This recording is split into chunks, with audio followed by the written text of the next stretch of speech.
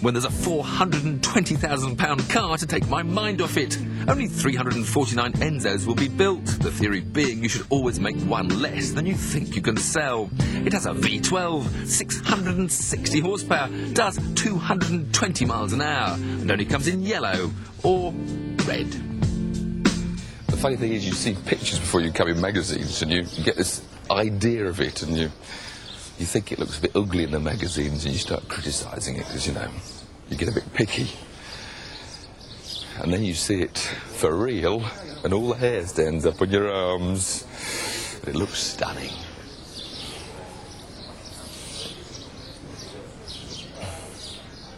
The naked eye can see so much more detail than photographs show, because I just noticed that this wing, you don't see that in the photos at all. It's a proper aerofoil.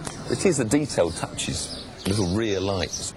I'm not sure I like little silver bits they put on it, spoiling all their advertising stickers. Where's Dario? Is he here, yeah? Oh, there he is at the door. Robin Quick, there's a shot of Dario over there. There's Dario. The doorway. Hope he hasn't spotted me yet. He always wears the shades. You can't see his eyes behind the shades. The other big feature of the car is this first ever production car use of carbon brakes. You can see the mottled effect, very different from steel. And the whole point about these is, in the past, racing-wise, they only work when they're really incredibly hot. And when they're not hot, they don't work and it pulls the car. Now, they say, even on a stone-cold day, they work straight away.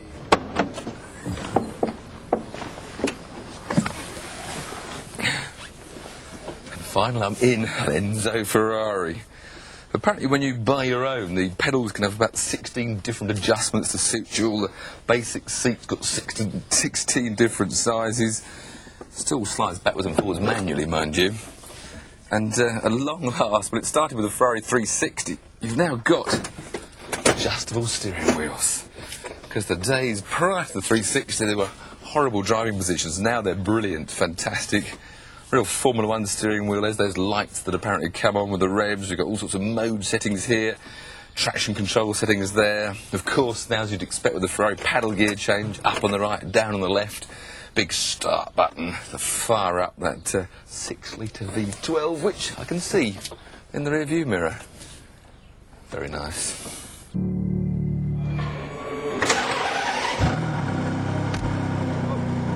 Tell him we're filming, so can you get out of my way?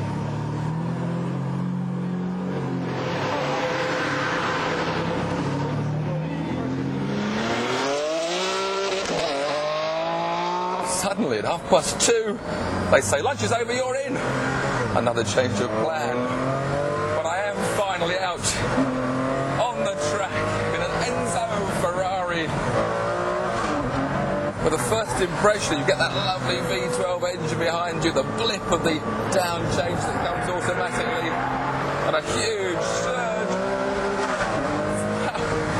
Braking over the bridge. It's very light, the steering, and the nose turns in surprisingly easily. And then down to this tight first gear hairpin.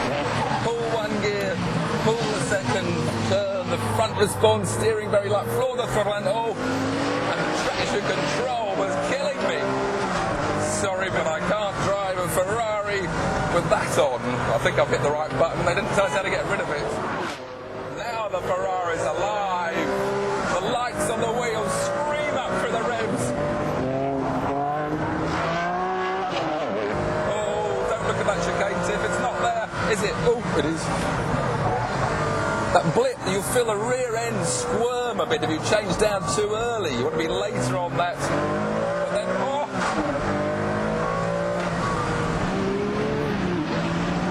Brake, blip, change down later tip. That's what this car wants. Now I haven't got traction. The horn again as I cross my hands. And now the car leaps out of that corner. Heading for this high speed left right. Feel the G-force building up. Fourth. Fifth gear. Turning and braking. Clamp on. I can't believe how good the brakes are. But I believe that 600 horsepower right underneath my foot. Oh!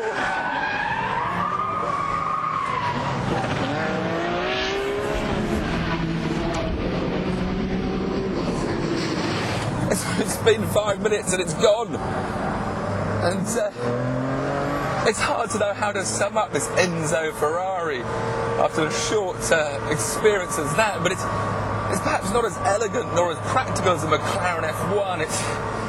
It's not as exotic as the Pagani Zonda. But what it does do fantastically well is what Ferrari are fantastic at. It goes around racing circuits very, very quickly indeed. Just one loose end then.